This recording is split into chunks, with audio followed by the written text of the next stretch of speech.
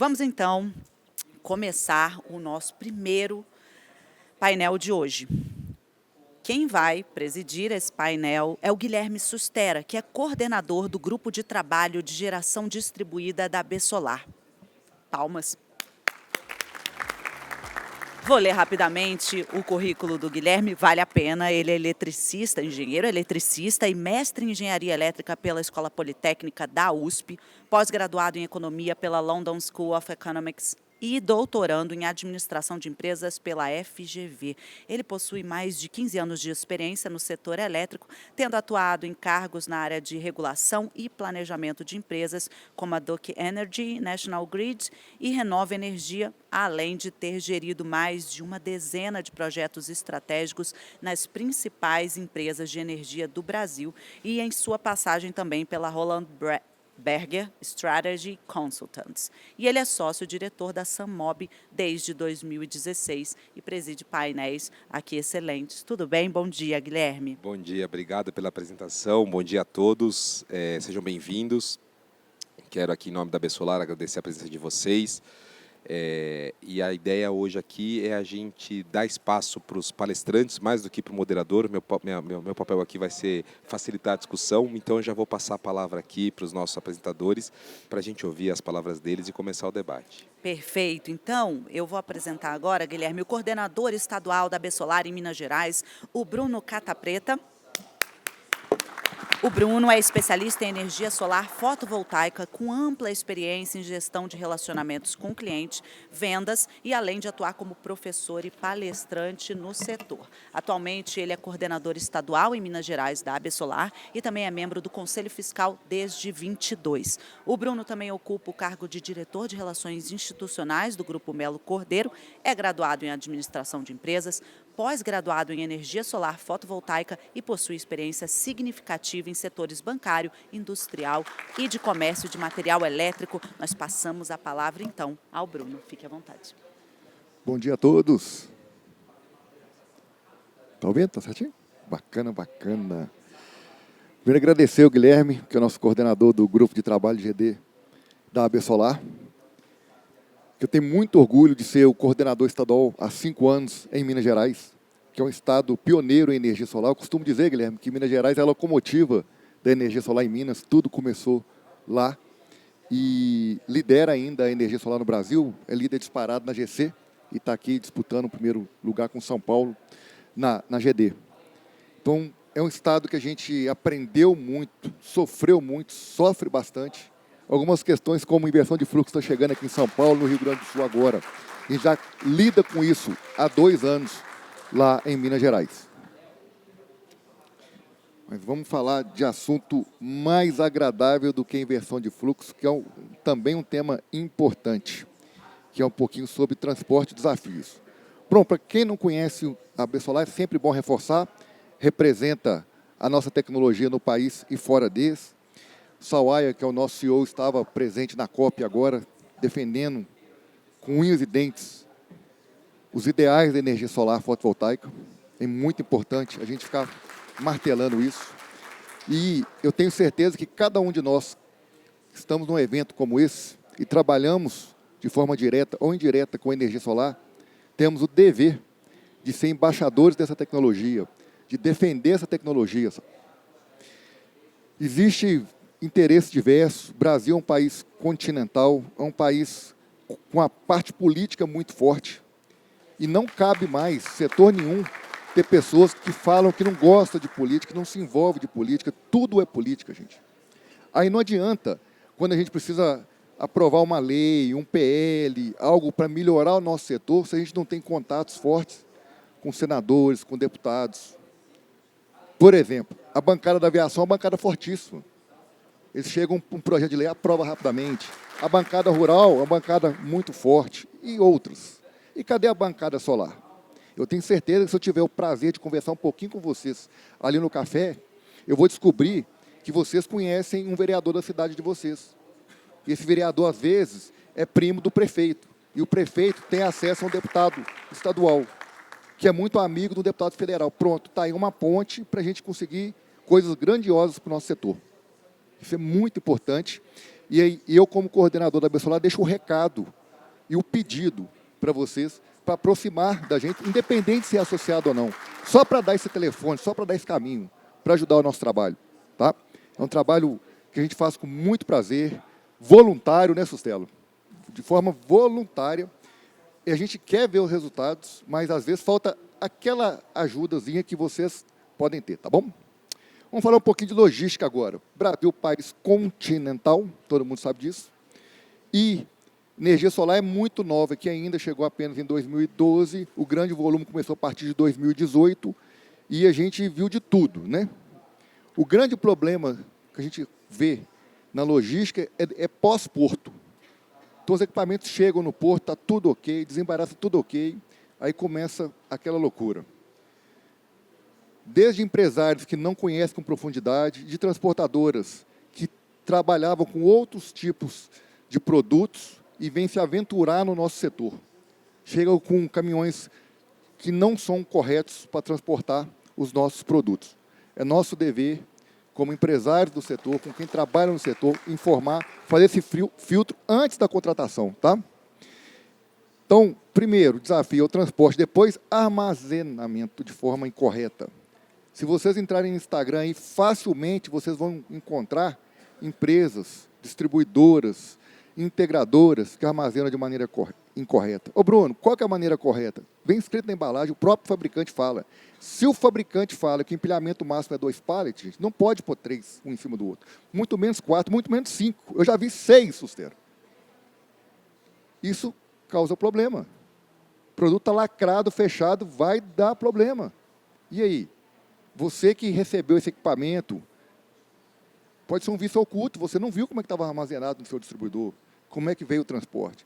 Então, conheçam toda a cadeia.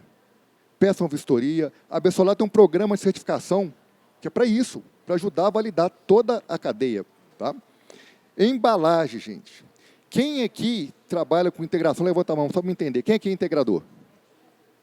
Beleza. Quem já recebeu uma transportadora na porta da empresa de vocês ou no seu cliente final com os pallets soltos em pé um do lado do outro assim? Levanta a mão para me ver. No começo era assim, não era? Graças a Deus foi melhorando, não era? Porque você comprava 10 módulos, chegava 2 quebrados.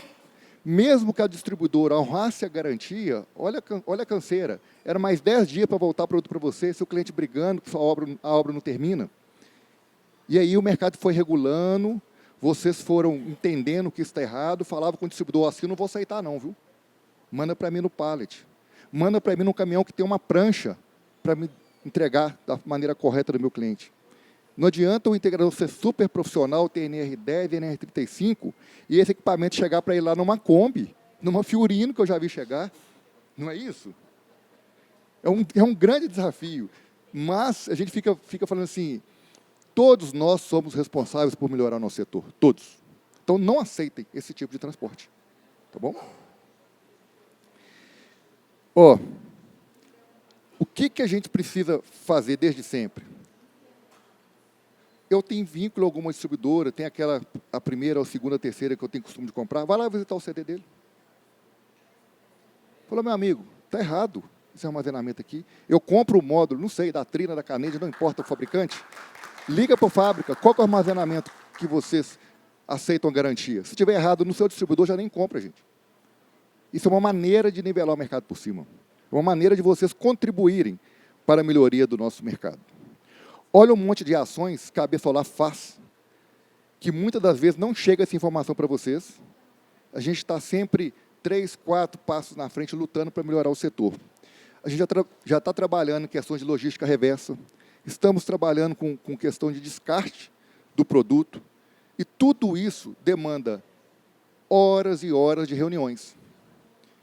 Aí, no caso lá de Minas, envolve o governo estadual, envolve a Secretaria de Desenvolvimento, envolve o IBAMA, e aí uma reunião daqui consegue aprovar. Isso é muito legal, que quando um Estado puxa a fila, geralmente um outro faz.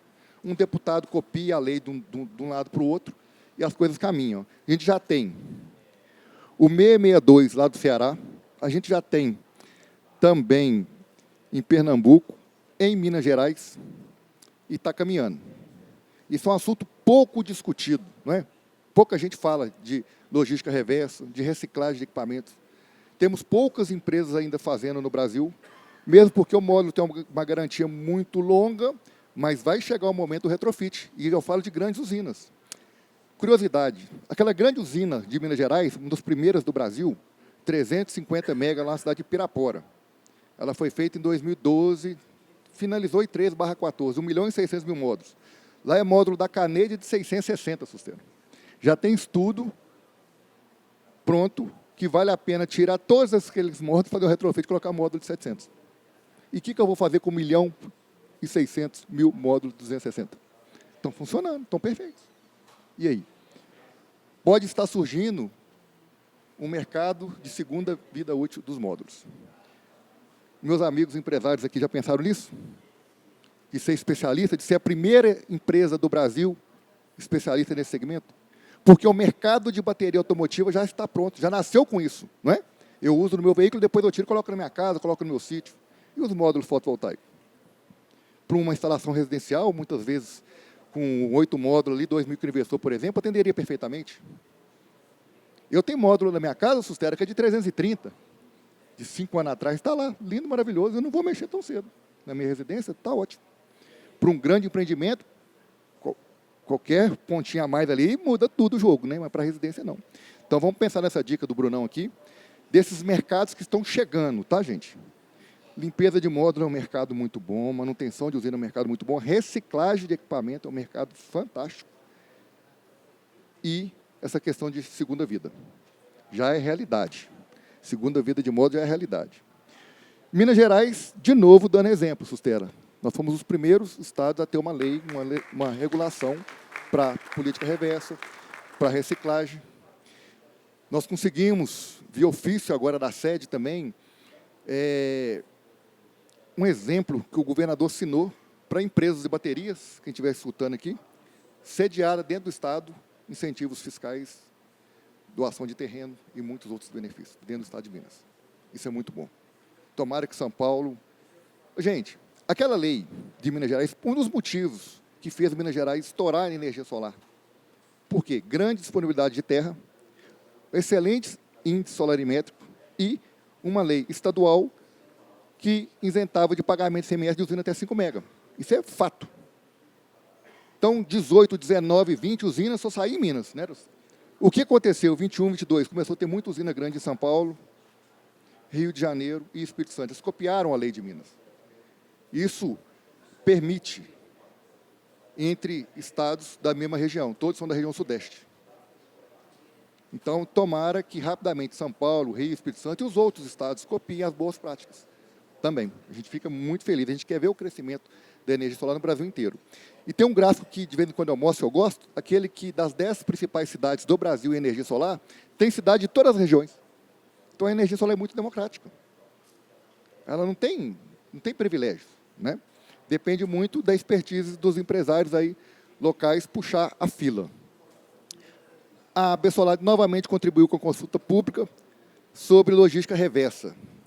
Nós temos 6 grupos de trabalho da Bessolar. São 8, né, Sustera? Me ajuda. São quantas? 8 forças-tarefas. Então, tem de GD, tem da parte tributária, tem de armazenamento. Esse é um pouquinho do nosso trabalho lá dentro da Bessolar, que é um trabalho meio que invisível. Às vezes você ficou sabendo só que depois que já está pronto. Ou quando deu errado também, vocês vêm aqui, o que a Bessolar fez? A gente tentou, mas não conseguiu, e faz parte, né? Mas eu deixo o convite para vocês aproximarem da Bessolar. Bruno, eu tenho interesse em armazenamento, Bruno, em hidrogênio verde. Como é que eu faço para participar desse grupo de trabalho? Pode estar aí uma grande saída ou uma grande curva de crescimento para a empresa de vocês. Não é porque vocês começaram no solar lá em 2016, 2017, vieram até aqui fazendo o que vocês fazem, que vocês têm que continuar fazendo isso a vida toda. O mercado ele vai mudando, vai aprimorando, e dentro da Bessolar tem grandes oportunidades. Os grupos de trabalho da Bessolar fazem isso o tempo todo. Trazem modelos de fora, mostram as boas práticas, mostram o que deu certo, o que deu errado, e vocês, estando próximos dos grupos de trabalho, vocês vão ser beneficiados. A empresa de vocês também. Temos uma luta grande na questão de ICMS também. Acabei de falar aqui do ICMS de grandes usinas, o caso de Minas, e agora também entra essa questão de transporte, de essa guerra fiscal, infelizmente, que é ruim para o país, os estados ficam brigando entre eles por conta de ICMS, né? Eu acho péssimo, mas já que existe, a gente tem que aprender a jogar esse jogo, infelizmente. A grande inteligência das empresas hoje é essa inteligência fiscal e financeira. Muito. Já teve a fase que o RH era muito importante, a fase que comercial era número 1. Hoje, se você não tiver uma boa gestão financeira e fiscal, não vai, gente. Vocês podem trabalhar muito, vender bastante, não ficar dinheiro na mesa, não ficar dinheiro dentro da empresa, porque vocês estão com um probleminha nessa parte fiscal e financeira. Um pouquinho dos nossos próximos eventos, quem quiser anotar aí, para o ano que vem, tem bastante coisa legal que a Bessolar faz. A Bessolar, ela atua no Brasil inteiro. Nós temos coordenadores em praticamente todos os estados do país para estar próximo. Então, eu sou de Minas, tenho coordenador aqui em São Paulo, em outros estados. Para que serve a figura do coordenador? Estou com dificuldade com a minha concessionária, eu quero fazer um grande projeto, eu quero ter acesso ao governo, como é que faz? A gente faz essa ponte e entrega para vocês, com muito carinho, tá, gente? Podem contar com a gente mesmo. Um QR Code aí, quem quiser entender um pouquinho mais da Bessolar, conhecer os grupos de trabalho. Ô, Bruno, sem compromisso nenhum, quero conhecer o grupo de trabalho. Entre em contato com a gente, conversa. A turma está toda aqui, tem equipe de eventos. Sustera vai estar aqui hoje o dia inteiro. Eu estarei aqui hoje o dia inteiro para ajudar vocês. Eu falo que eu tenho muito prazer de falar de energia solar, porque a energia solar transformou a minha vida, a energia solar sustenta a minha família. Então, eu falo com paixão, falo com amor. E, se vocês estão aqui, vocês estão no caminho certo, ou para aumentar essa paixão, ou para me ajudar a replicar o prazer que eu tenho de falar de energia solar. Então, em qualquer oportunidade que vocês tiverem, falem bem da nossa tecnologia. Muito obrigado a todos.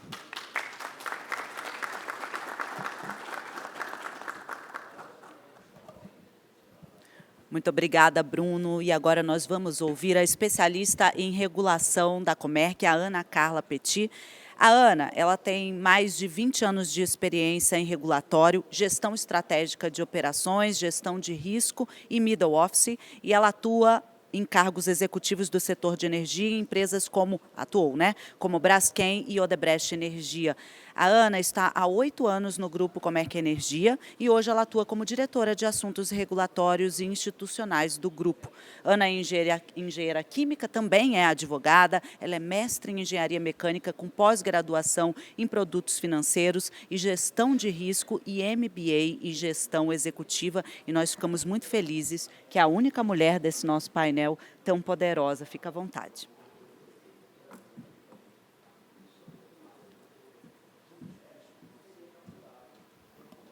Bom, obrigada pela introdução, Renata. Bom dia a todas e todos presentes. Inicialmente, eu gostaria de agradecer à Bessolar pelo convite de participar desse evento anual da Bessolar. E também gostaria de dar um bom dia a todos os meus colegas painelistas, em nome do Susteras, que é o moderador aqui desse painel.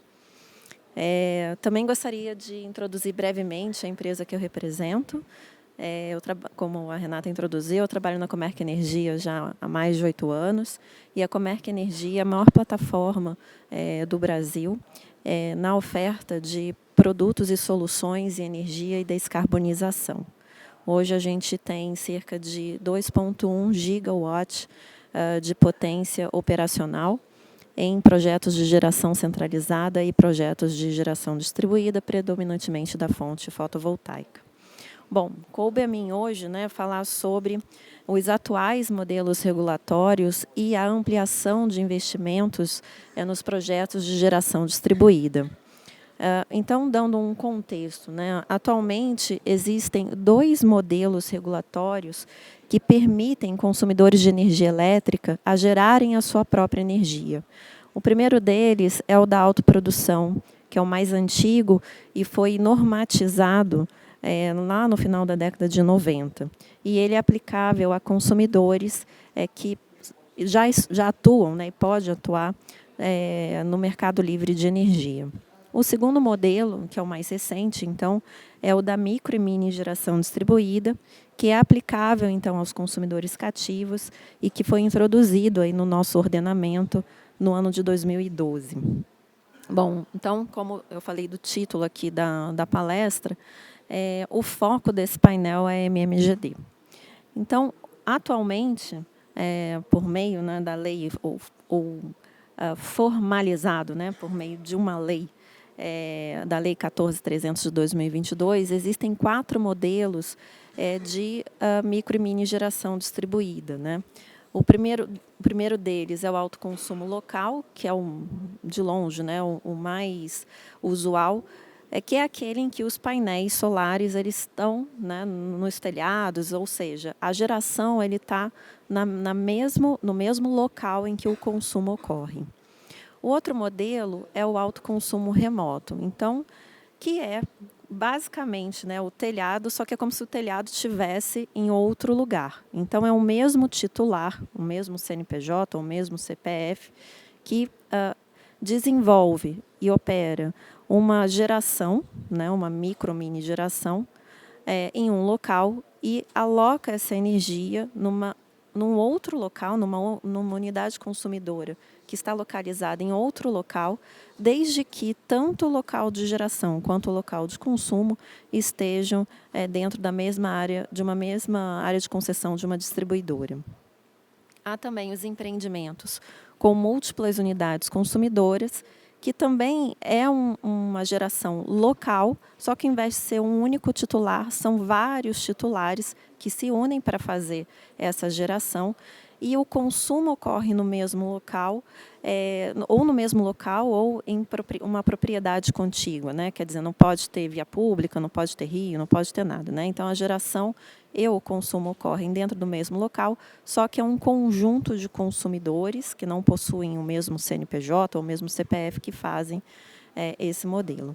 E, por fim, que é o quarto modelo, é a geração compartilhada, então, que é uma união de consumidores de diferentes CNPJs ou CPFs que fazem essa geração em um local e alocam essa energia em unidades consumidoras que estão em locais distintos, desde que também o sítio da geração e o sítio do consumo estejam dentro de uma mesma área de concessão de distribuição. Bom, até ontem, né, a ANEEL reportava uma capacidade de MMGD da ordem de 34,5 gigawatts, dos quais 70% então, entra nas modalidades de geração local e os outros 30% então, são desenvolvidos, né, na modalidade remota. Mais a maioria, né, de autoconsumo remoto e a minoria, ali, cerca de 4%, na geração compartilhada. Agora, uma informação que é muito interessante e importante, né, que a gente consegue extrair dos dados da ANEEL, é que cerca de 70% dessa capacidade de 34,5 gigawatts, ela foi implantada a partir do ano de 2022.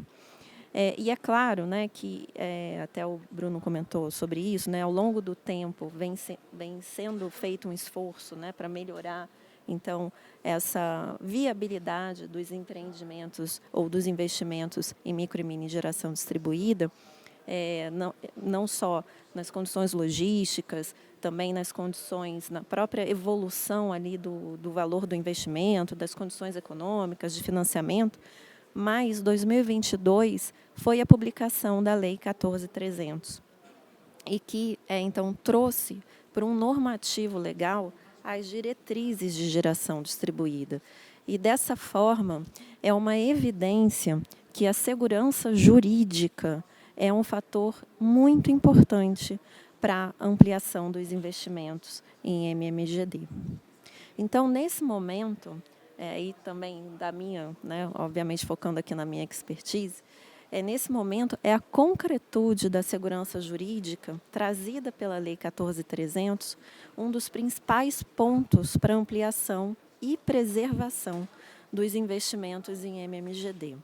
E aí eu gostaria, então, de destacar 4 pontos, né, da importância dessa concretude da segurança jurídica.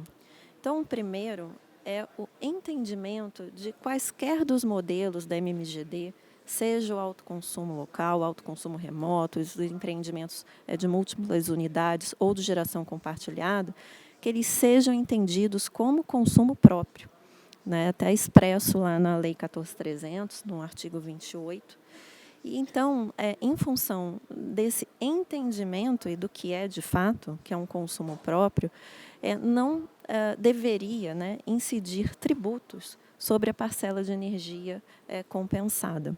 Então, esse é um ponto até que conseguiu, né, emplacar ali no relatório do PLP 68, que foi aprovado ontem na CCJ, e hoje deve ir a plenário do Senado para aprovação.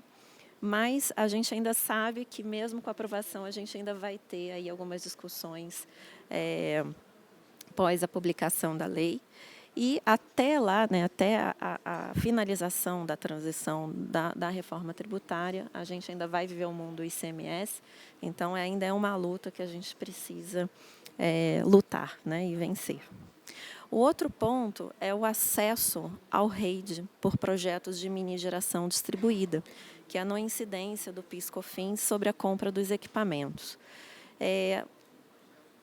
Essa elegibilidade, né, dos projetos de mini geração ao REID, ela também foi trazida pela Lei 14.300, foi inicialmente vetada, mas houve uma derrubada do veto em julho de 2022, e somente agora em 2024 que a gente teve a publicação da portaria número 78 do Ministério de Minas e Energia, que trouxe, então, o procedimento de enquadramento dos projetos de mini geração distribuída ao REID.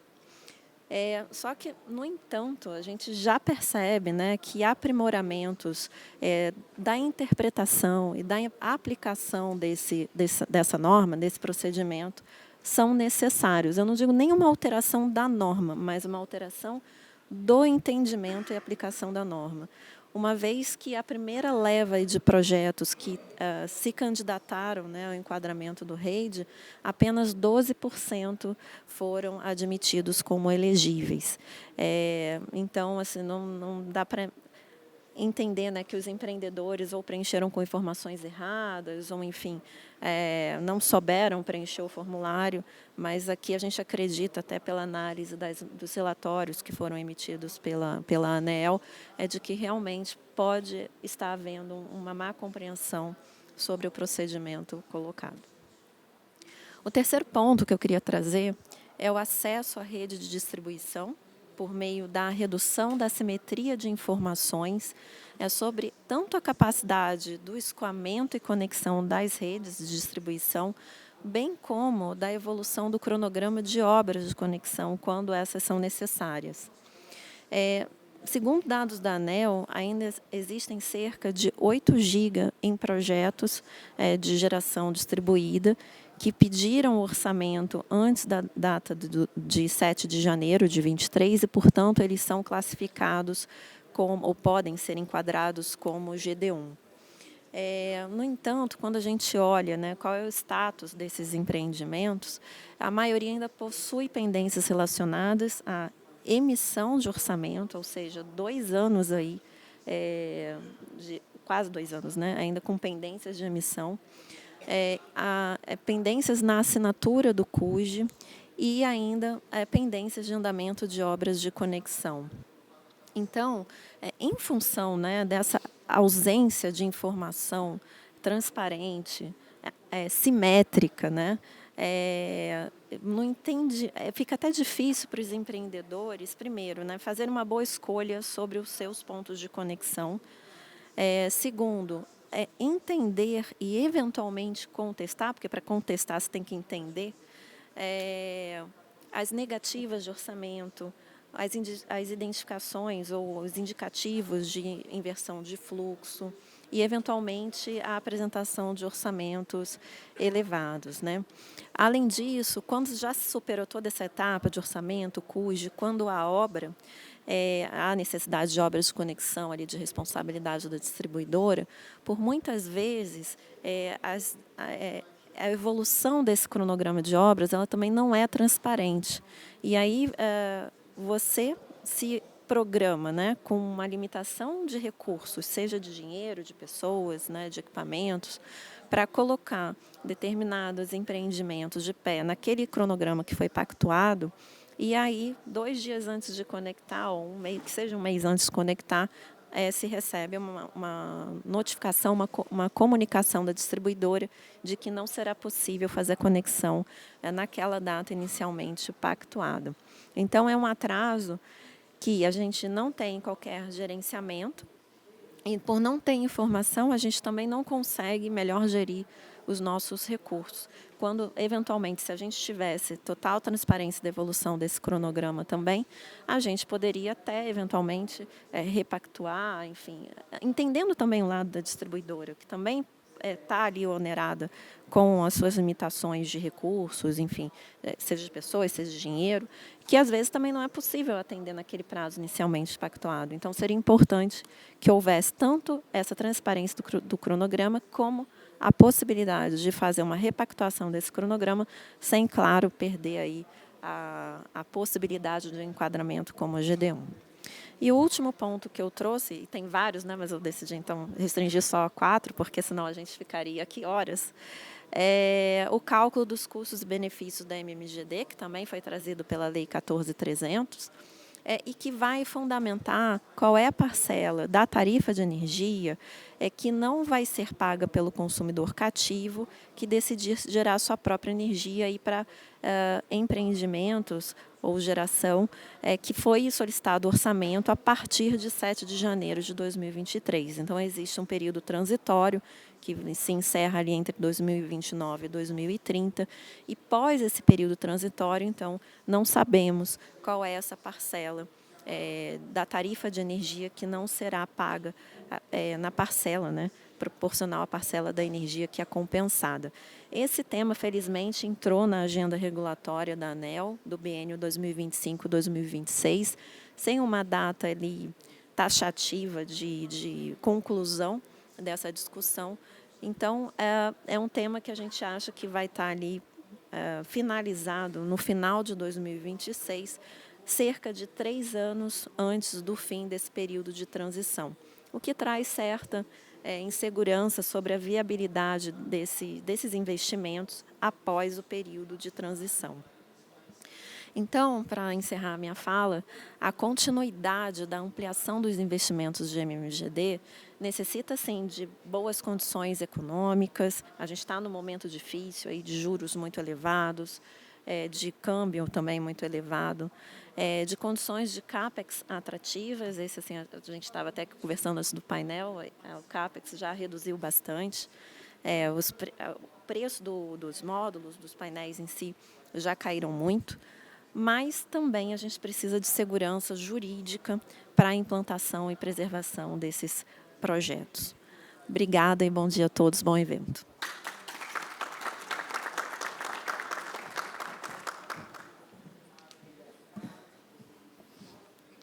Obrigada, Ana Carla. E agora nós vamos passar a palavra ao gerente comercial da Green Yellow, o Douglas Iquegi. Ele é engenheiro de energia pela Universidade Federal de Itajubá, com especialização em soluções tecnológicas e sustentáveis para o setor elétrico. Ele obteve o título de mestre em gestão de energias renováveis na Universidade de Ciências Aplicadas de Colônia, na Alemanha, com foco em transição energética e tecnologias emergentes. Atualmente, o Douglas ocupa o cargo de gerente comercial na Green Yellow, onde lidera o desenvolvimento de soluções em eficiência energética e energia solar fotovoltaica. Com uma década de experiência em projetos fotovoltaicos, o Douglas se destaca no planejamento, na implementação e na expansão de negócios, sempre com uma visão estratégica voltada para a sustentabilidade e descarbonização. O palco é seu. Obrigado, Renata. Obrigado a todos também, meus colegas aqui no painel. Bom dia a todos. Queria agradecer também à AB Solar pelo convite e ao Guilherme. É sempre uma grande oportunidade, uma grande honra estar aqui falando um pouco sobre as minhas ideias, sobre as minhas experiências. Antes da gente iniciar aqui, o meu tema que eu vou trazer para vocês é o potencial dos estados na expansão de projetos fotovoltaicos. Então, a gente tem, hoje no Brasil, já uma grande distribuição, né, de projetos fotovoltaicos em diversos estados. Eu trouxe um gráfico clássico da AB Solar, um infográfico que eles publicam aí quase todos os meses, né?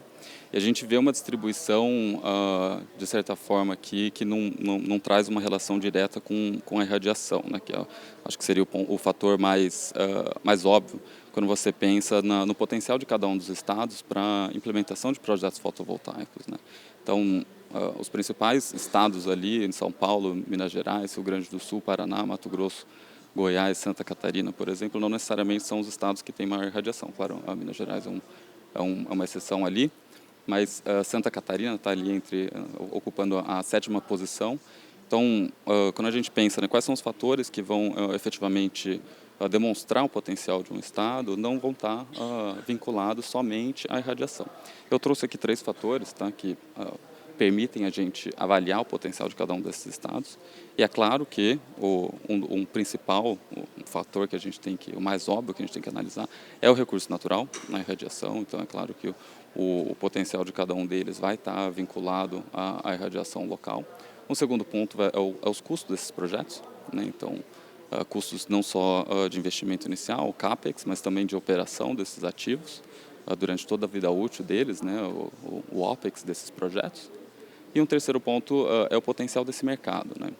Então, no final, você pode ter um projeto muito atrativo, mas se você não tem um mercado, uma demanda para esse projeto, ou então o perfil do cliente ideal nessa determinada região, você não vai conseguir trazer atratividade para esse seu projeto, né?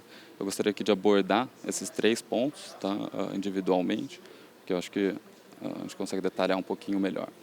Eu trouxe um gráfico aqui, uma imagem de distribuição da geração solar no Brasil, né, como um todo. Aqui não estou mostrando só a irradiação, e sim o potencial de geração solar fotovoltaica no Brasil em quilowatt-hora por quilowatt-pico.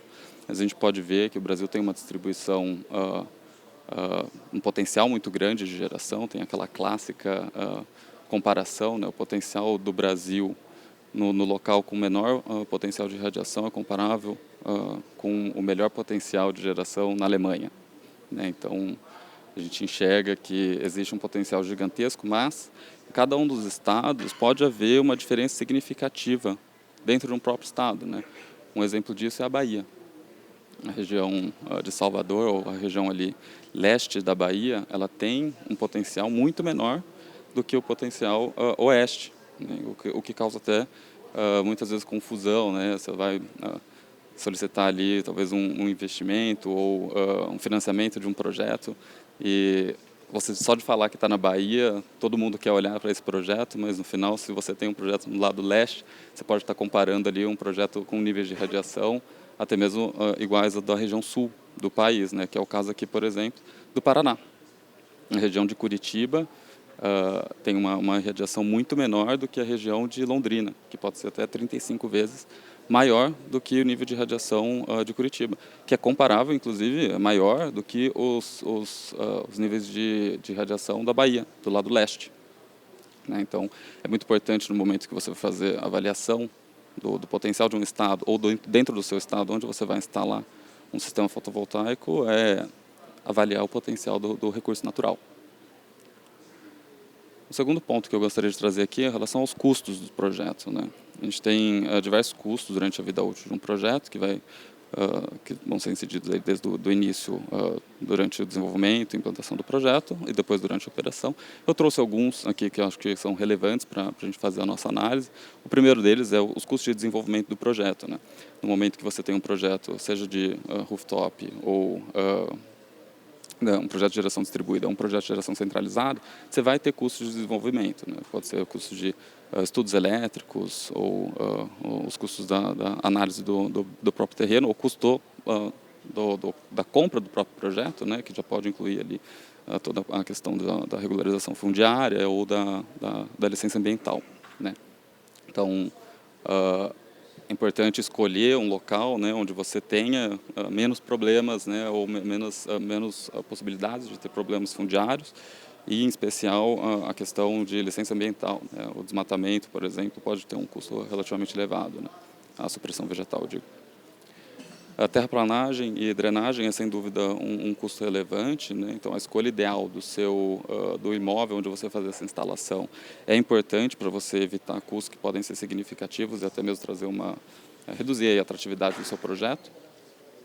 Equipamentos e logística, né? É claro, um dos principais custos do projeto. O equipamento em si, acaba que você não vai ter tanto uma diferenciação, né? Um custo tão diferente de região para região, né? Então, um estado, dependente do estado que você estiver fazendo a instalação do sistema fotovoltaico, você não vai ter uma variação tão grande do preço do equipamento, a não ser que você tenha ali uma logística difícil, né? Então, é importante você levar em consideração a logística da entrega desses equipamentos e o fator de escala, né?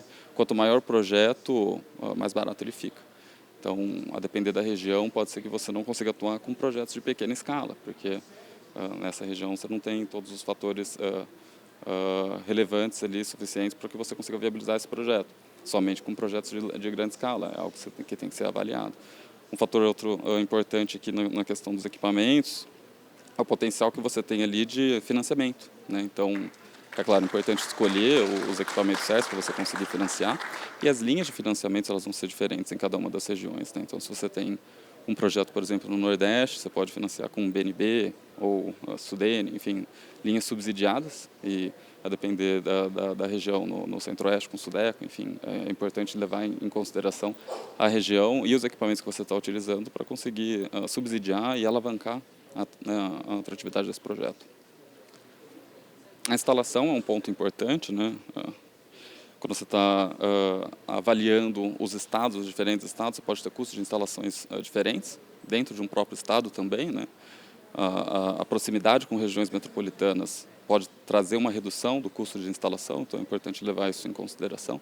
E a mão de obra em si, né? Então, regiões onde já tem um track record de instalação acabam tendo ali uns custos mais atrativos, né, para a instalação do sistema fotovoltaico.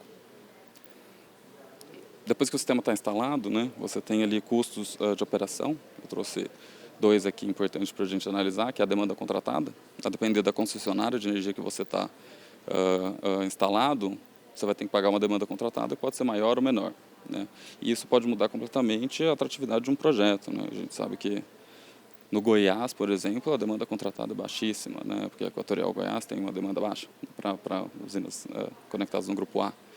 E em outras concessionárias você pode ter isso 5, 6 vezes maior, né? Então, essa comparação é relevante. Além do custo de arrendamento, né? Um terreno na região do Nordeste pode custar de R$500 a R$800 o hectare, enquanto na região aqui Sudeste chegar a R$2.000 o hectare. Então, sem dúvida, é algo relevante na hora de avaliar o potencial entre cada um deles. E, por fim, a operação e manutenção, né, que é efetivamente a manutenção desses ativos, que pode trazer aí a diferenciação entre cada um deles, também pela questão logística e proximidade com regiões metropolitanas. Para a gente avaliar o potencial do mercado, tá, que é o terceiro ponto que eu gostaria de trazer aqui para finalizar a nossa comparação, é importante a gente fazer uma análise não só do perfil do nosso cliente, mas também da demanda existente, né? Então, é importante analisar esse mercado local. Então, em determinado estado onde você vai ter uma atuação, né? Qual a população existente nesse primeiro, né? Qual a população existente nesse estado, né? O estado de São Paulo, por exemplo, tem 45 milhões de habitantes, enquanto o estado do Piauí tem 3 milhões. Se você for fazer um investimento numa usina de geração distribuída, onde que é melhor você fazer, né? Onde tem uma população maior ou menor? Dentro de toda da população desse estado, quantos estão no mercado regulado, né? E quantos estão no mercado livre? Aí, a depender de qual for a modalidade que você vai fazer a sua geração, né? Como a Ana mencionou, né? De autoprodução ou geração distribuída, é importante fazer essa avaliação para entender qual que é o tamanho desse mercado. Vamos supor aqui que você vai ter uma usina de GD, né? Então, você quer ter consumidores do grupo B. Quantos consumidores cativos do grupo B tem nessa região, né? Quantos deles já têm geração distribuída? Então, é importante você fazer toda essa análise antes de tomar uma decisão, e aí você consegue chegar na tarifa que ele paga, né? Então, vamos supor um consumidor do grupo B, numa determinada região, ou na média, vai pagar ali em torno de R$750, aqui considerando TE, TUJ, PIS/COFINS e ICMS. É claro que isso aqui fora a ponta, né? E é claro que vai depender ali, dependendo da região, do estado, você pode ter diferentes tarifas que são compensáveis, né? Os estados signatários ali do Convênio ICMS 16 prevêem, por exemplo, a isenção do ICMS sobre a tarifa de energia para quem tem geração distribuída até 1 mega, né? Alguns outros estados, como a CEMIG ou no estado de Minas Gerais ou São Paulo e Rio de Janeiro, prevêem também para usinas até 5 megas, né? Então, a sua tarifa compensável ou a tarifa de referência, ela vai mudar de região para região e de grupo tarifário para grupo tarifário. Porque, por exemplo, o grupo A4 vai pagar uma tarifa média aí no Brasil em torno de R$450. Um grupo A2 em torno de R$375. Então, o seu projeto, para trazer valor para o cliente, ele tem que ter uma tarifa menor que essa. E como você avalia qual que é a tarifa do seu projeto, né? Através do custo nivelado de energia. Então, é por isso que eu trouxe os 2 pontos anteriores, porque o valor da sua energia, basicamente, os custos desse projeto, seja em CAPEX e OPEX, dividido pela geração desse projeto durante toda a vida útil dele. E aí você vai ter o custo da sua tarifa, e você tem que comparar a tarifa do cliente. Se você tem um delta tarifário entre o seu preço e o preço do cliente, você tem uma oportunidade de negócio. Então, as oportunidades de negócio, elas existem em todos os estados. Você tem que saber analisar bem o mercado e os potenciais de recurso natural e custos desse projeto, né? A gente, na Green Yellow, a gente fez já muito essa análise, não só antes do marco legal, né?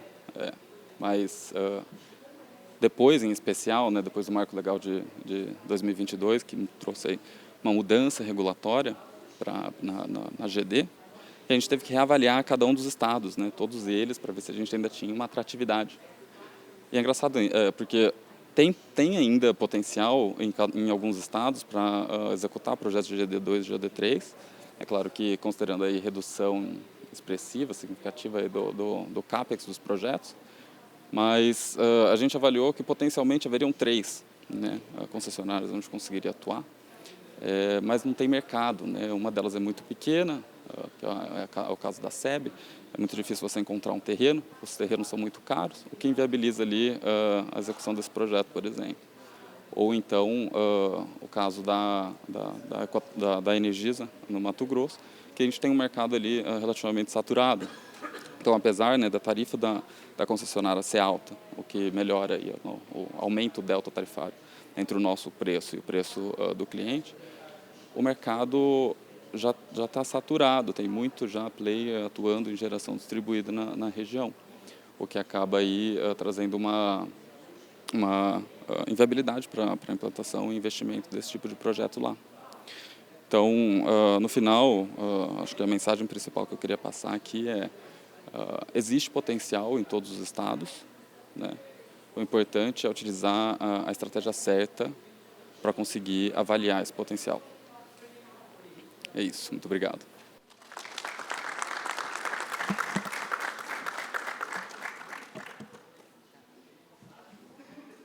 Nós que agradecemos, Douglas, e agora, por fim, nós vamos ouvir o diretor de desenvolvimento de negócios da Huawei, o Rômulo Silva de Melo Horta. Ele tem mais de 18 anos de experiência e a maior parte dedicada à inovação no mercado brasileiro. Atua no departamento de marketing da Huawei, contribuindo para a promoção da marca e também para as suas inovações. A trajetória do Rômulo inclui diversas funções, como vendas, pré-vendas e suporte, permitindo compreender claramente as perspectivas de toda a cadeia de vendas, graças ao seu relacionamento com canais e clientes. Seja muito bem-vindo. Muito obrigado. Bom dia, pessoal. Bom dia. Bom, primeiramente agradecer, como todos agradecer a todos que estão comigo aqui também no palco, agradecer a Bessolar pela oportunidade de estar aqui com vocês hoje e agradecer a atenção de vocês nesse momento importante aqui de compartilhamento de conteúdos muito relevantes para o nosso negócio aqui no Brasil. Bom, o que eu gostaria de falar para vocês hoje, que, primeiramente, o conteúdo apresentado até agora foi de altíssimo nível, né, para entender a questão de relações de investimento, né, retorno de investimento, o que a gente tem que olhar a nível tanto técnico, quanto de negócios, quanto regulatório. Realmente isso é tudo muito, muito, muito importante para entender para onde estamos indo, para entender como a gente tem que trabalhar os nossos projetos, nossos negócios aqui no Brasil.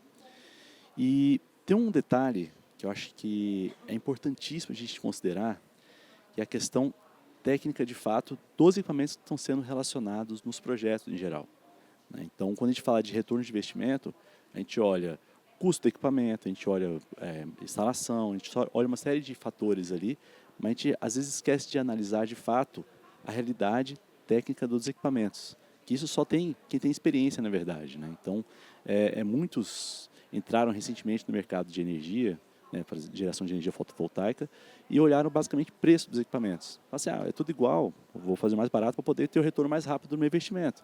Que o investimento é olhado no seu custo de aquisição, no custo de instalação, nos custos de logística, custos gerais, mas você não olha no longo prazo, o custo, às vezes, de manutenção dos equipamentos. Então, às vezes, uma usina que tem um inversor ou um módulo fotovoltaico ali, que ele dá um problema, é energia que não está sendo gerada, é dinheiro que está correndo pelo ralo. Por quê? A usina parada, realmente, você está perdendo dinheiro ali naquele momento. Então, isso é muito sensível, só que, às vezes, não é levado tanto em conta, assim, em projetos menores, obviamente. Quando a gente fala de uma Green Yellow, por exemplo, tem projetos mais complexos, se tem uma engenharia muito profissional por trás, o pessoal analisa uma série de fatores ali, Mas se vai para o mercado residencial, principalmente, a gente vê muita coisa, às vezes até absurda aqui, que a gente se assusta com os projetos que a gente encontra aí no mercado. E muito disso reflete diretamente no crescimento desse mercado. Você acaba perdendo credibilidade do mercado. Então, isso é um fator que a gente tem que pensar muito bem quando estamos trabalhando aí nos nossos projetos no dia a dia. Quem trabalha fazendo integração, tem um grupo aqui de integradores que trabalham no mercado aí, esse mercado ele gira muito em torno da recomendação. Então, se você fez um trabalho bem feito, o cliente está satisfeito, ele vai recomendar para o vizinho, recomendar para o familiar, recomendar para os amigos, em geral, e acaba crescendo bastante. Obviamente que tem outras formas de chegar aí no cliente final, através de redes sociais, marketing digital no geral, mas a reputação de quem está entregando o serviço na ponta, ela é muito importante. E tem um detalhe bem legal que é o seguinte, eu não sei se alguns de vocês já trabalham com Huawei aqui, já usou nossa tecnologia de inversor de fato, mas eu sei que a Green Yellow, por exemplo, já tem alguns inversores nossos na planta. E não sei se todos sabem, mas a Huawei hoje é a empresa que mais tem inversor instalado no mundo e no Brasil. Então, assim, a gente sabe do que a gente está falando, a gente sabe de qualidade. E, geralmente, quem usa nosso equipamento, é um cliente recorrente. Então, o cara usa uma vez, ele adquire de novo, ou ele recomenda. Somente grandes usinas, as maiores usinas do Brasil e do mundo, usam inversores da Huawei. Isso é importante porque a gente se dedica muito em trazer inovação para o mercado, mas uma inovação consistente. Não adianta só trazer algo novo, tem que trazer algo novo que funcione, que seja seguro, que trabalhe ali de acordo com a expectativa do cliente, a expectativa do mercado. E uma usina fotovoltaica, a gente imagina aí que vai durar vários anos. A pessoa fala de expectativa de 30 anos aí de durabilidade de um módulo, de inversores ali em geral. Só que é 30 anos funcionando. Não é que o negócio tem que ficar bonito lá 30 anos, tem que estar gerando, trazendo retorno desse investimento para o cliente final.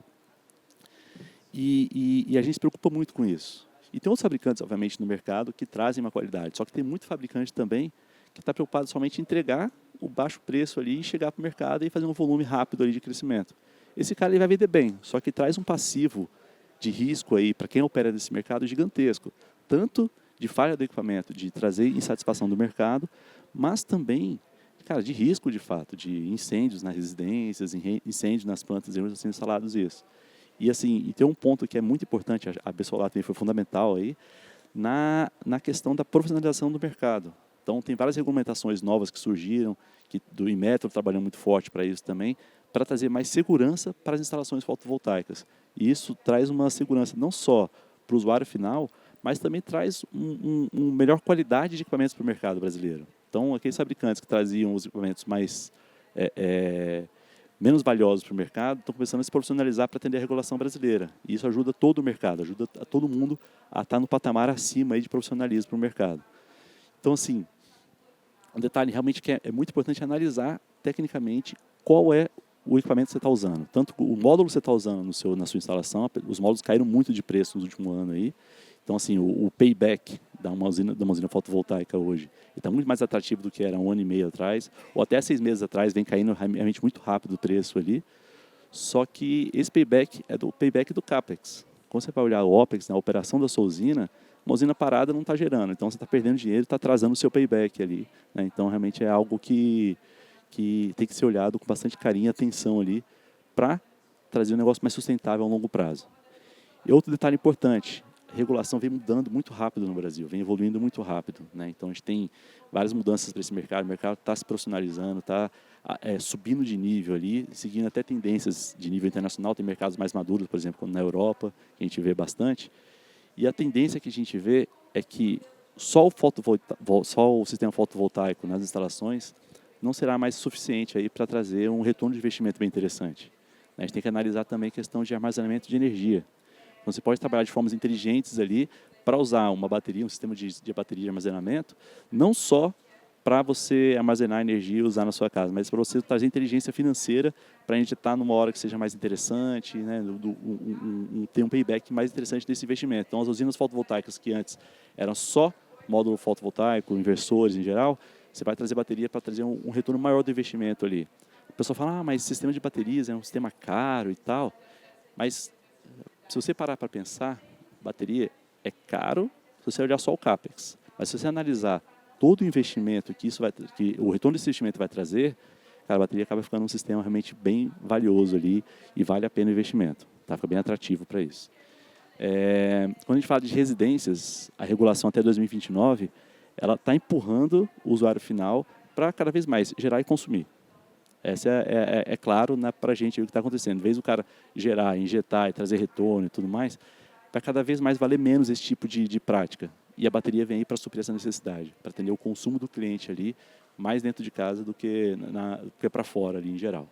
Então, o sistema de baterias também é uma novidade no mercado, só que é um mercado que já vem mais maduro em questão de logística reversa, por exemplo, o pessoal trabalhando aí de trabalhar o pós-vida das baterias aí em geral, né? Só que ele é um mercado que ele vem com muito valor agregado, né? Ele consegue suportar várias aplicações em geral. Então está aí uma oportunidade gigantesca de negócio se você se profissionalizar em todos os contextos possíveis de uso de sistema de armazenamento, tá? E mais importante do que isso, você analisar a inteligência que o sistema de armazenamento tem agregado a ele. Então, não é só armazenar energia e despachar quando você precisa, mas é você ter um sistema que ele vai gerenciar as células de forma mais inteligente, para ter uma durabilidade maior. Você tem um sistema de carregamento dessa bateria que não vai danificar ela no curto prazo. Você tem um sistema seguro, que não vai explodir dentro da sua casa, não vai explodir dentro da casa do cliente, né, um ambiente onde está instalado. Então, assim, realmente, o sistema de baterias, ele tem muitas oportunidades. Vai ter que ser estudado com bastante calma, bastante cautela ali, para entender quem você está usando como recurso para poder desenvolver esse mercado. Uma oportunidade interessante, não sei se todo mundo faz essa conexão, mas, por exemplo, o carro de veículos elétricos, ele vem crescendo muito, né, de forma bem acelerada aqui no Brasil. E um dos gargalos que existe é a infraestrutura de carregamento dos carros, né? Então, você tem o carro a combustão, que em 5 minutos você carrega ali, você abastece ele no posto e segue sua viagem, e o veículo elétrico, no modo padrão, o pessoal precisa de 8 horas para encher toda a bateria ali dentro de casa, né? Na rua é muito difícil você parar o carro 8 horas para poder carregar. Não sei se você vai no trabalho, deixa carregando durante o dia e pega ele à noite. Mas tem os recursos de carga rápida de baterias de carro elétrico.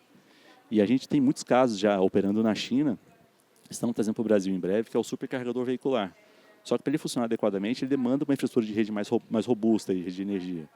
E aí, o sistema de bateria também pode ajudar nessa infraestrutura ali para suportar o carregamento rápido. Então, assim, você consegue onerar menos a infraestrutura de rede, botando um sistema de bateria mais robusto ali, com um investimento mais amplo, só que o retorno de investimento é muito rápido também. Você consegue entregar energia rápida para uma frota de veículos, por exemplo, de ônibus ou veículos elétricos, carros, caminhões elétricos em geral, que você consegue trazer aí mais eficiência para o uso do veículo elétrico. Então, realmente, a bateria ela vai além de armazenar energia para suportar uma falta de energia ou para você usar fora do horário que não está gerando ali, por exemplo. Entendeu? Então, realmente, é um contexto muito mais amplo. E o recado que eu quero deixar a vocês é: tomem cuidado com quem vocês estão contratando, comprando equipamento aí para poder botar nas suas usinas ali. Desde o cabo que você está usando lá, da fiação que você está usando, tem que ser algo de qualidade, na espessura correta ali, por exemplo, para evitar um colapso do sistema, até a qualidade realmente de quem está entregando o inversor para você. Inversor, módulo, bateria, transformadores em geral. Então, isso é fundamental para o sucesso longevo aí dos negócios de vocês. Então, esse é o recado que eu queria dar para vocês. Encerro aqui minha apresentação. Muito obrigado. Teve um cliente nosso que foi visitar a gente lá na China, na nossa fábrica, e olhando o parafuso do nosso inversor, ele falou, realmente vocês cuidam da qualidade, pelo tratamento do seu parafuso ali. Está no detalhe, né? Obrigado a todos aqui pela apresentação. Eu vou começar aqui as perguntas que eu estou olhando no celular, mas não é porque eu estou batendo papo, não. É porque estou recebendo as perguntas aqui da turma, então estou organizando aqui as perguntas. Primeira pergunta para o Rômulo e para o Brunão, eu quero que vocês preparem aí a bola de cristal de vocês aí, que é o assunto que está no Senado hoje, que é a reforma tributária. Essa mudança do ICMS, entender ICMS já é tese de doutorado, né? Acho que quando você vai para a China para você explicar ICMS lá, não deve ser fácil não, né? E o ICMS vai mudar, né? Vai virar o IVA. E como é que vocês estão enxergando as oportunidades e os riscos da reforma tributária e da transformação do ICMS em IVA no custeio e na precificação dos equipamentos? Bom, ótima pergunta e muito difícil de responder mesmo, né? Bom, eu vou comentar algo assim. Eu tenho uma usina, Sustera, que eu comprei módulo na época a preço de custo, a R$880. E a usina está rodando, normal, eu estou feliz da vida com a minha usina. Eu vejo pessoas falando, pô, Bruno, mas estava em tendência de queda, é porque você não esperou. Vou esperar até quando? Eu vivo no Brasil, né? Bom, eu cresci e a galera que está aqui, eu estou vendo aqui, tem uma galerinha ali, tudo acima de 20 anos já, eu estou vendo. Não chegaram a 30, não, mas todo mundo acima de 20, né? O carro que eu andava era manual, não tinha airbag, não tinha ABS, e eu estava doido para ter um carro novo, comprei. Então, acho, sim, parece que é brincadeira, mas não é. É bem o Brasil, sabe?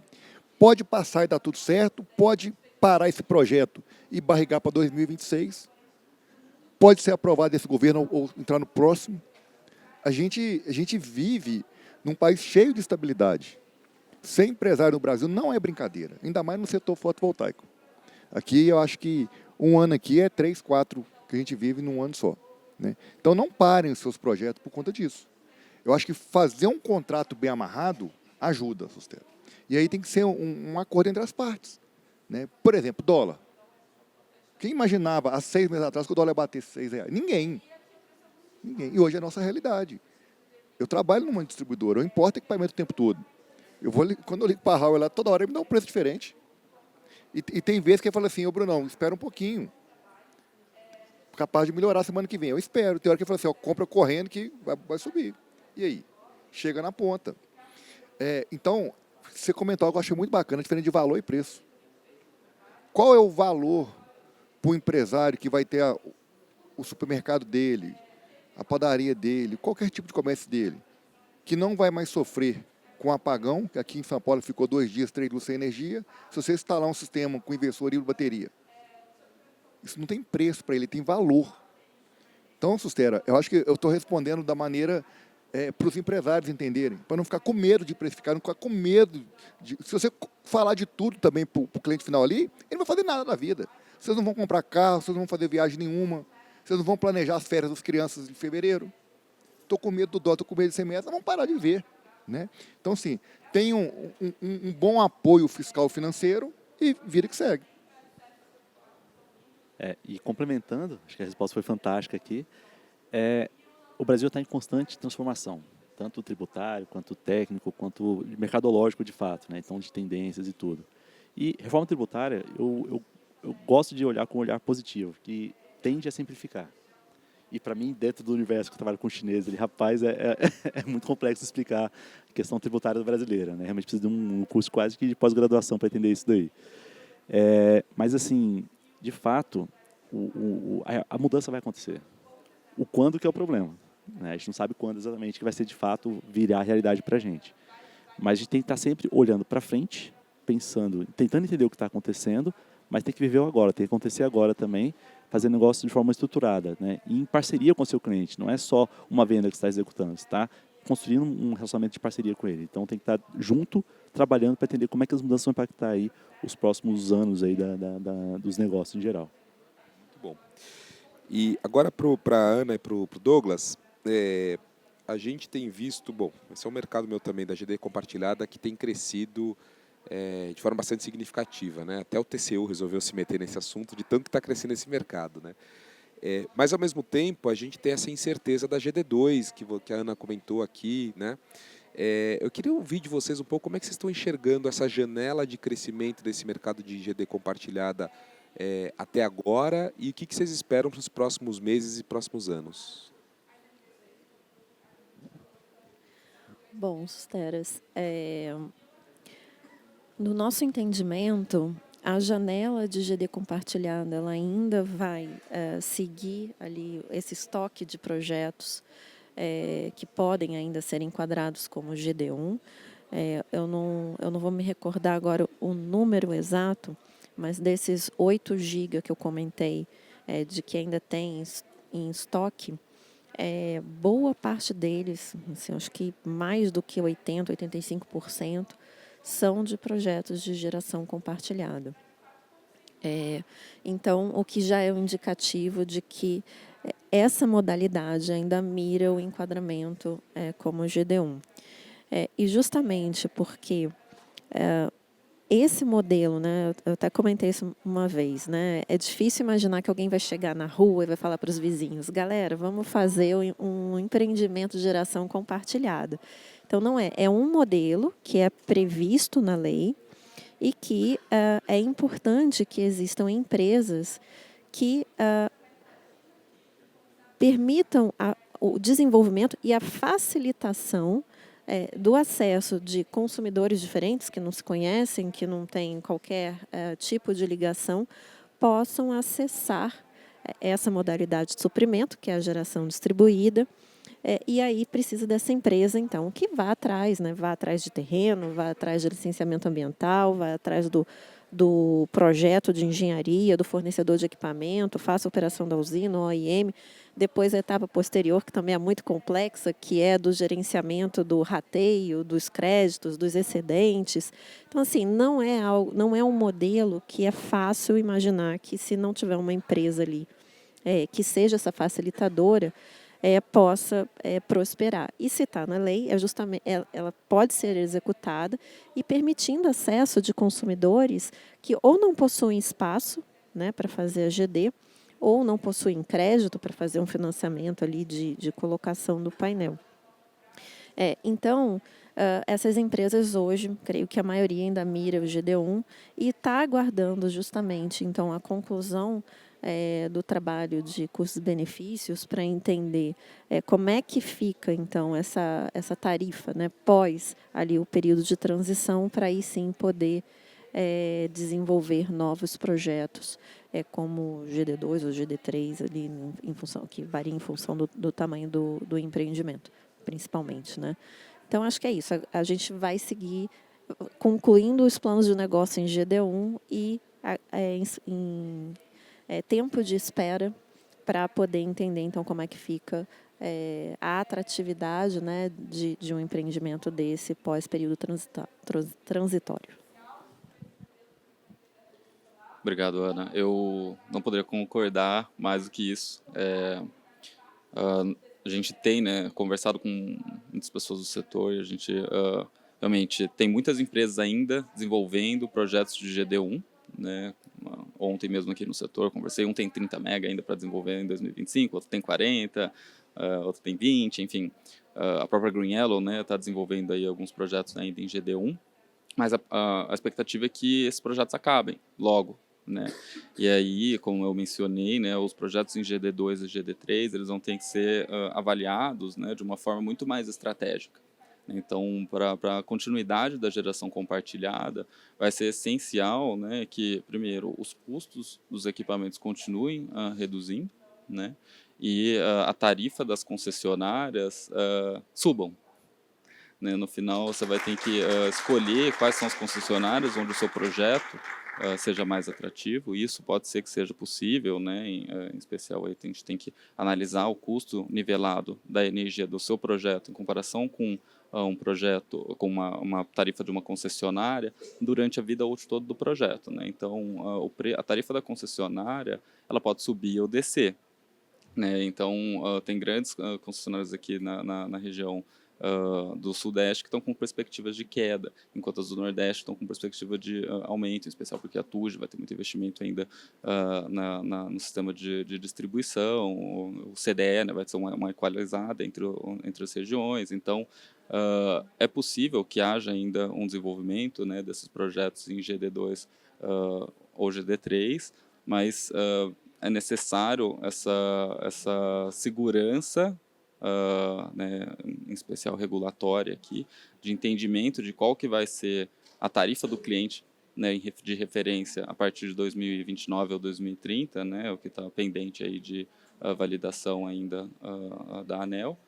E para aí sim, os investidores acho que tomarem essa decisão de investir em mais projetos de geração compartilhada. Acredito que se isso não for resolvido no curto prazo, vai ter uma estabilização aí dos projetos de geração compartilhada nesse momento. A terceira pergunta que eu recebi aqui da plateia, eu sei que é um tema que o Brunão adora falar, mas eu quero perguntar para os quatro. Nesse nosso mercado, ele é muito sensível a preço. Mas, ao mesmo tempo, é um mercado que é muito sensível à qualidade, né? Até porque o cliente só vai descobrir a qualidade do produto ou do serviço dele muito depois de ter contratado, né? Então, como é que vocês enxergam o desafio de vender valor num mercado tão sensível a preço? Boa pergunta. Nós somos especialistas no solar, não é isso? Então, quando você chega na casa do cliente, no agronegócio, na indústria, você que tem que ser a autoridade. Independente se já passou 3 empresas antes, se ele tem 4 orçamentos, isso não me importa. Eu até gosto, sério. Eu começo a explicar ponto a ponto, sabe? E com todo o respeito do mundo às marcas. Existe público para todo tipo de marca. Existem veículos para todo tipo de público. Tem aquele público que ele precisa, ele necessita de uma caminhonete 4x4 e acabou. Como é que eu vou vender uma 4x2 para ele, gente? Ele mora num local que tem uma ladeira, que chove, que ninguém chega. Então, a partir do momento que meus amigos aqui da plateia, que são especialistas do solar, que estão aqui aprendendo mais um pouquinho, se empoderar, que a palavra deles é muito importante para o cliente. E que se você se recusar a fazer sistemas, ou fazer uma proposta que seja com produto linha B, linha C, você sai ganhando. É muito comum o integrador me procurar e falar, Bruno, não, perdi a proposta. O cara estava com uma lá 15 mil mais barato, eu não sei que preço mágico aquele, eu perdi. Falei, ok, calma, não era cliente para você. Aí passa 8 meses, esse mesmo cliente que contratou uma empresa que fez por 15 mil reais mais barato, com produto de péssima qualidade, liga para esse integrador amigo meu pedindo para ir lá porque o sistema não gera. Que o monitoramento não funciona. Aí vai lá, gente, eu já vi de tudo.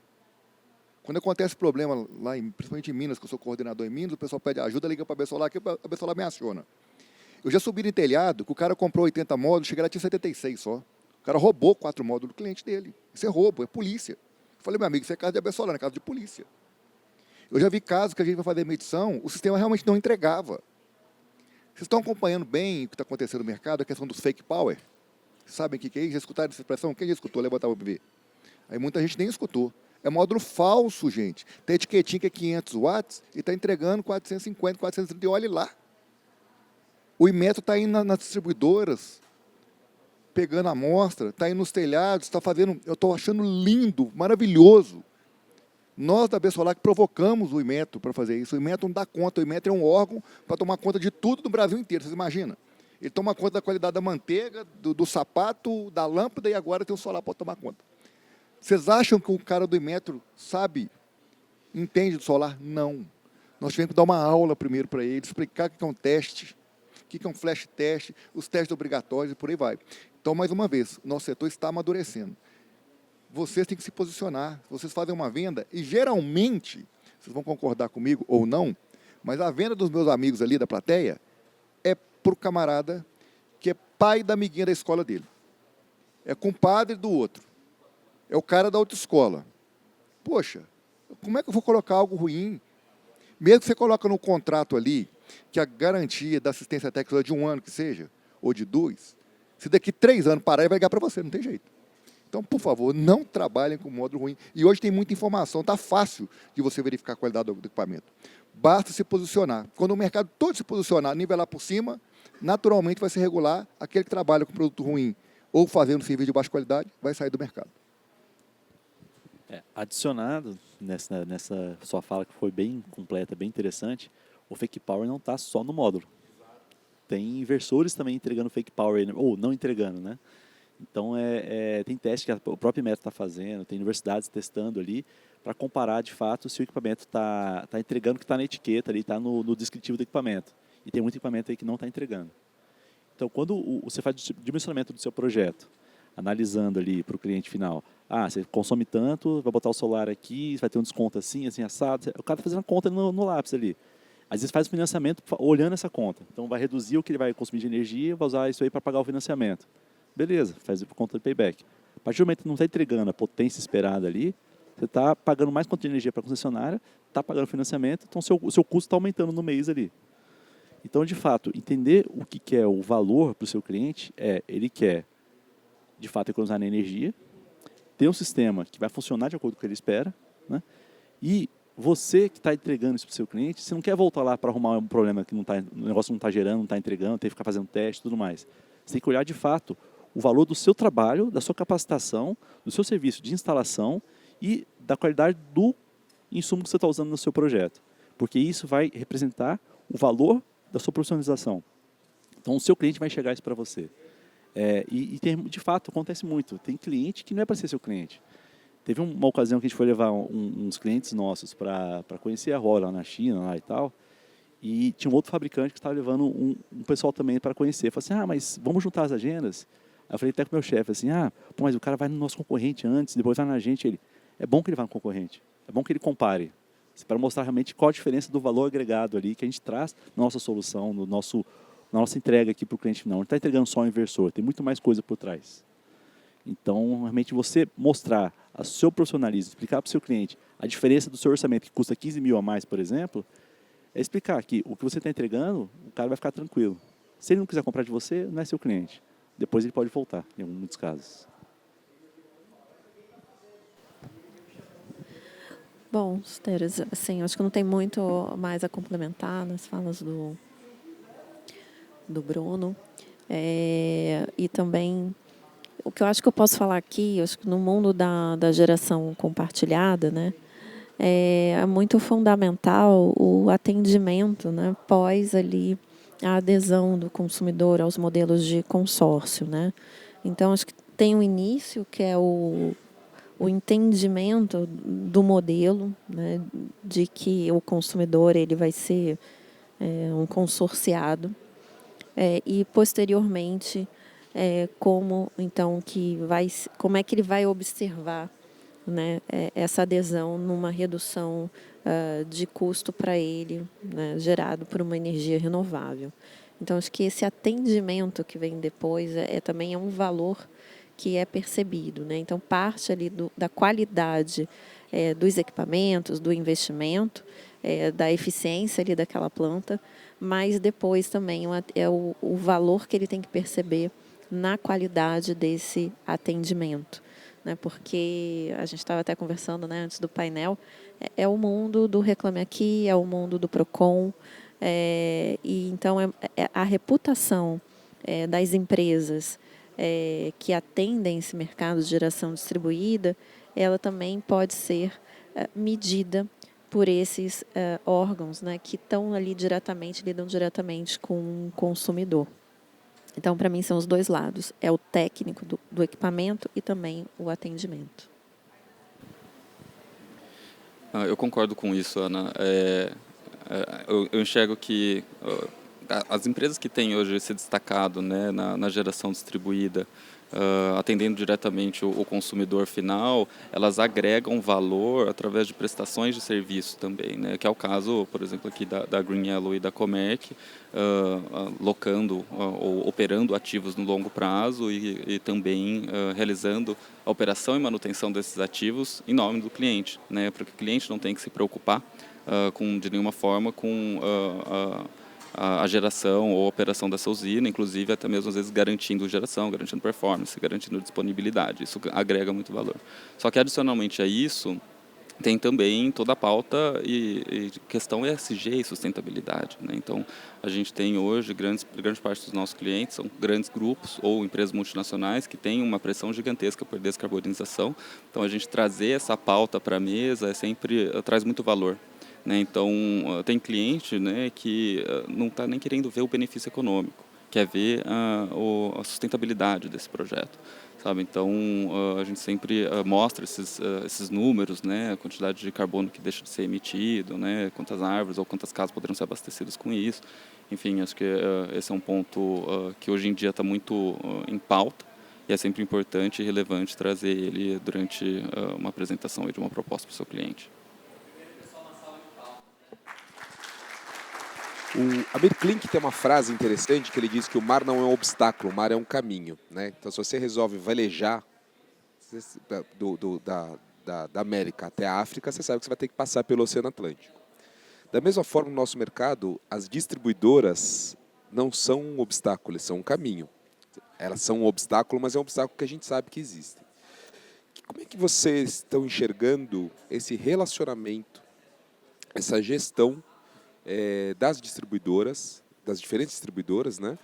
E como é que vocês recomendam que o pessoal enderece esse desafio de lidar com a distribuidora nesse processo todo, desde o pedido de orçamento até depois a gestão dos e refaturamentos, etc. Acho que eu vou deixar a Ana responder essa. Bom, Suteres, esse foi um ponto de segurança jurídica que eu não trouxe aqui na minha fala inicial, mas é algo que a gente tem visto como bastante desafiador, porque é de fato um processo que ele é complexo, a gente não pode dizer que não é. Embora essa complexidade ela poderia ser bastante reduzida se houvesse uma padronização desses processos, né? Então, acho que, como eu comentei, a geração distribuída é uma modalidade de consumo próprio, ponto. A autoprodução é em larga escala, geração distribuída em pequena escala. Quando a gente vê a geração centralizada, existe um caderno de regras da CCE que diz como que tem que ser feita a informação, qual é o algebrismo, a conta matemática que tem que ser feita, e existe um processo calculado todos os meses e tudo certo. Então, está faltando isso aqui para a geração distribuída, né? É um tipo de processo que não dá nem para alegar, porque existem os regionalismos das distribuidoras e tudo mais, porque não é um processo matemático, é um processo de envio e processamento de informação. Nesse sentido, o que eu penso é que pode haver, eventualmente, né, um diálogo entre os empreendedores e as próprias distribuidoras para se desenvolver um API de envio dessas informações e do próprio, vou chamar assim, caderno de regras desse rateio. E também, acho que um ponto que a gente já tem até se manifestado em algumas ocasiões lá na ANEEL, é um pouco, aí voltando aqui para a geração, para a mini geração compartilhada, é um pouco da questão do acesso, né, desse gestor dessa empresa, né, que eu chamei de facilitadora, na contabilização desse rateio, na informação do faturamento que vai para o consumidor que é consorciado, porque é feita uma gestão da otimização da geração desses créditos e excedentes. E aí há várias justificativas, né, entre elas a LGPD, essa empresa facilitadora não poderia acessar os dados desse consumidor. Mas, se existe uma procuração que esse consumidor já libera, não teria que ter essa dificuldade. Isso até é algo que, aí no Mercado Livre, né, já também está sendo sentido pelos comercializadores varejistas, né? Então, aqui é um problema comum do varejo, né? Não importa se no Mercado Livre ou se na geração distribuída. Então, é isso, assim, a gente vê ali as dificuldades de relacionamento e diálogo com algumas, né, distribuidoras, que vem desde ali da época do orçamento, superada essa etapa, aí vem a de obra, superada a etapa, e vem a etapa ali desse faturamento. Mas eu acho que tem melhorias, algumas delas que passam ali por um aprimoramento regulatório, mas outras que poderiam ocorrer a partir de um diálogo mais próximo, 2 agentes de GD e 2 distribuidores. Brunão, na ponta ali do pessoal do telhado, como é que você enxerga essa relação com as distribuidoras, essa história do inversão de fluxo? Como é que você está percebendo isso aí? Primeiro, assim, informação importante para o público aqui que são especialistas, né? A GD realmente está incomodando, isso é fato. Não defendo distribuidora, nunca vou defender, mas a gente tem que ser dos dois lados, número é número, né? Por exemplo, lá na CEMIG já está com 8,8% de penetração. Tem algumas concessionárias que já passaram de 10%. E tem a galera que não sabe disso, que acha que está começando agora. Não, a gente está crescendo forte, né? Isso é fato. Respondendo a sua pergunta, a questão da ponta. Por isso que a gente bate muito na tecla de estudar, de aperfeiçoar. O mercado vai mudando. Inversor híbrido de bateria, gente, já é agora uma obrigação dos senhores e senhoras empresários do setor dominar essa tecnologia. E eu acho muito legal, empresas como a HAL e outras empresas dão treinamento de forma gratuita, online, presencial, capacitação. Vocês estão fazendo uma capacitação aqui hoje, né? Mas tem que fazer de verdade, porque eu vejo que vários deixam de fazer uma venda porque chegam com negativa de inversão de fluxo, por exemplo, e aí morreu o assunto, eu não sei mais o que eu faço, eu perco o cliente. Se você tem uma equipe treinada, você oferta o GD normal, como você está acostumado. Se vier com uma negativa, você já vem com a solução. Agora aqui, ó, eu tentei da maneira convencional, não deu, vamos colocar inversor híbrido bateria. E o preço está baixando muito. E a questão do 7,5 é uma solução parcial, gente. Mas vamos ser realistas. Quando eu converso com o integrador, meu amigo, você tem quantas instalações realizadas? Tem 200, tem 100, tá? E dessas, quantas que foram acima de 7,5? Poucas. 7,5 é um número que atende grande maioria das residências do Brasil. Isso, para quem está na ponta, respondendo essa pergunta do telhadinho, vai resolver. Por enquanto. Então, inversor híbrido de bateria é realidade e vamos parar de chorar, de olhar para trás. Por quê? Eu brinquei numa última palestra minha, você pega e senta no carro, gente. O para-brisa é grandão, o retrovisor é pequenininho, tem a galera olhando só por retrovisor que é pequenininho. Ah, Bruno, mas agora está difícil de trabalhar porque eu não consigo mais fazer um sistema na casa do meu amigo e injetar para a casa do pai dele, para o sítio dele. Realmente, assim não é possível mais. Mas é muito melhor ele ter um sistema até 7,5 ali para resolver o problema da casa dele. Aí você vai lá no sítio dele, faz um no sítio dele, gente. Faz 2, faz 3. E já pergunta para ele, meu amigo, como é que você está essa questão do veículo elétrico? Eu tenho certeza que o seu próximo veículo vai ser elétrico, não é? Se eu perguntar aqui nessa mesa, nessa plateia aqui, uns 5 ou 6 vai levantar a mão e falar, realmente, Bruno, já fiz um test drive, meu próximo vai ser um veículo elétrico. Pois é, mais um motivo de você colocar um inversor híbrido já preparado para trabalhar com carregador veicular. Está vendo? Então tem muita coisa boa para chegar. Como a gente está acabando aqui o nosso tempo, eu quero pedir 1 minuto de cada um de vocês a resposta da seguinte pergunta, que é o tema do nosso painel. Como criar oportunidades para atender a demanda? Em 1 minuto, qual que é a sua mensagem? Como criar oportunidades para atender a demanda? Bem, Guilherme, acho que eu não posso fugir muito do tema aqui, né, que eu trouxe, que foi o potencial dos estados, né?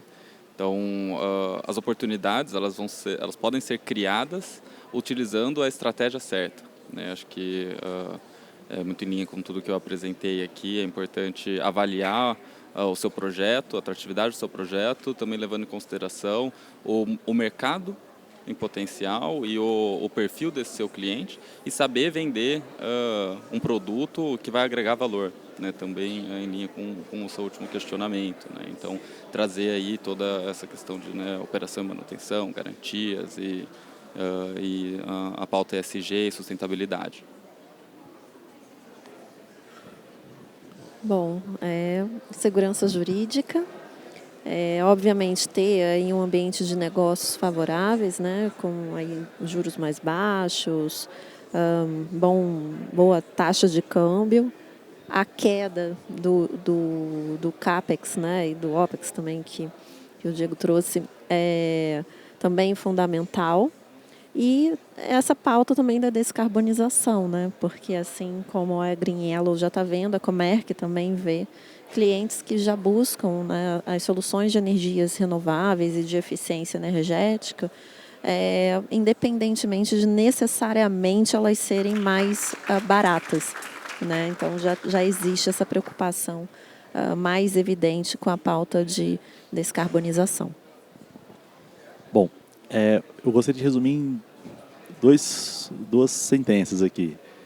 Se capacitem para se adaptar. Acho que essa é a mensagem que eu gostaria de passar, porque o mercado tem mudado, a demanda tem mudado em relação à regulação, a série de fatores, e se você estiver capacitado, você está pronto para atender. A questão do 7,5 foi um burburinho no mercado, acabou o mercado, não sei o quê. Cara, se você fizer direito, você consegue continuar vendendo, consegue continuar crescendo. Então, assim, se capacitem para se adaptar, continuar atendendo a demanda. Acho que esse é o recado que eu gostaria de dar aqui. O meu recado também é bem simples, seja especialista. Se eu perguntar o nome da cidade de vocês, e eu digitar no Google aqui agora, empresa especialista em instalação de energia solar, com bateria e conversor, vai aparecer o nome da sua empresa? Dificilmente. Eu faço esse teste direto. Tem pouca gente levantando a mão e falando assim, eu sou referência, eu sou o especialista da minha cidade. Comece dominando a cidade de vocês, depois as cidades vizinhas, depois o estado, né? Mas você tem que ter aquele senso de autoridade e capacitar a equipe. Não deixa passar a oportunidade, não. Isso é um mercado todo novo, inversor híbrido, bateria, é um mercado novo que está carente de empresas para se intitular de especialista, tá bom? Muito obrigado, gente. Obrigado, Brunão. Obrigado a todos. Foi um prazer. Espero que vocês tenham aproveitado essa conversa, tanto quanto eu aproveitei. Muito, muito obrigado a todos.